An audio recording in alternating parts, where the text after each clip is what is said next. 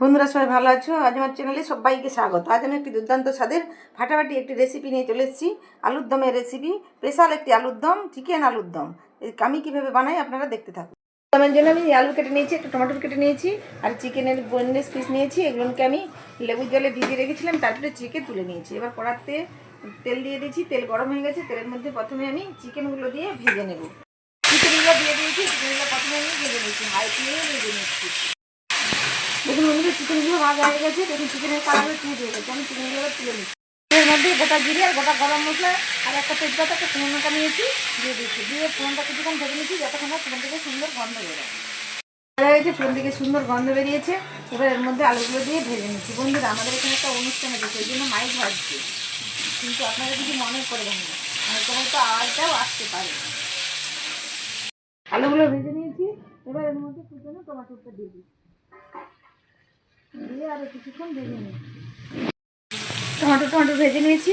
এবার এর মধ্যে আমি আদা, রসুন, পেঁয়াজ, কাঁচা লঙ্কা কেটে নিয়েছিলাম, সেটা দিয়ে দিচ্ছি। ভালো করে সমস্ত কিছু একসঙ্গে কিছুক্ষণ টাইম নিয়ে আমি ভেজে নিচ্ছি। কিছুক্ষণ ভেজে নিচ্ছি, সমস্ত কিছু কাঁচা গন্ধ চলে গেছে।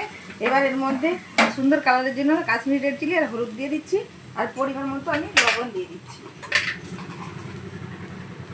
লবণ দিয়ে দিচ্ছি, ভেজে রাখা চিকেনগুলোও দিয়ে দিচ্ছি। দিয়ে মিক্সির জারটা দিয়ে সামান্য জল দিয়ে দিচ্ছি, দিয়ে একসঙ্গে সমস্ত কিছু ভালো করে কষিয়ে নিচ্ছি। সুন্দরভাবে কষানো হয়ে গেছে, উপর থেকে তেল ছেড়ে দিয়েছে। এবার এর মধ্যে আমি গ্রেভির জন্য আমি জল দিয়ে দিচ্ছি, গরম জল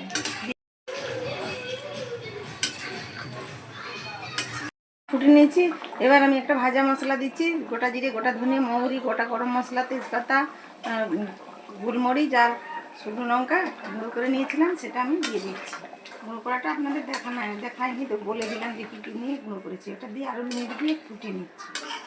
আলুর দম একদম রেডি হয়েছে। ওর উপর থেকে ধনে পাতা ছড়িয়ে নামিয়ে নিলেই রেডি হয়ে যাবে। নামিয়ে আপনাদের দেখাচ্ছি। দেখুন বন্ধুরা, কত সহজে আমার চিকেন আলুর দম একদম রেডি হয়ে গেছে। পরিবেশনের জন্য ভাত, রুটি, পোলাও ও ফ্রাইড রাইস সবার সাথে খেতে জাস্ট ফাটাফাটি লাগে। যদি আমার ভিডিও ভালো লাগে প্লিজ চ্যানেলটাকে সাবস্ক্রাইব করবেন। ফেসবুক পেজে ফেসবুকটা ফলো করবেন। Tata bye.